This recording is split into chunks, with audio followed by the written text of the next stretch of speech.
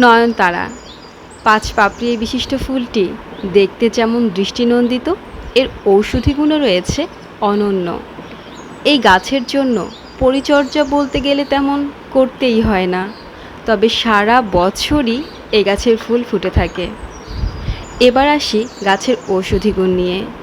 Diabetes নিয়ন্ত্রণে নয়নতারার ফুল কিংবা পাতা একদম ইনসুলিনের মতো কাজ করে।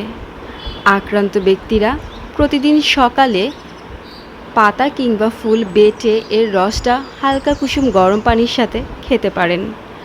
এছাড়াও কেউ যদি চায় পাতা কিংবা ফুল শুকিয়ে ব্লেন্ডারে ব্লেন্ড করে এর গুঁড়াটা পানির সাথে মিশিয়ে খেতে পারেন। এছাড়াও যারা দীর্ঘদিন ধরে চর্মরোগে ভুগছেন, চুলকানি কিংবা ফ্যাঙ্গাসজনিত সমস্যায় অথবা ব্রণের সমস্যায়, তারা চাইলেই গাছের পাতা কিংবা ফুল বেটে আক্রান্ত স্থানে প্রলেপ আকারে শুকিয়ে যাওয়া পর্যন্ত অপেক্ষা করতে হবে।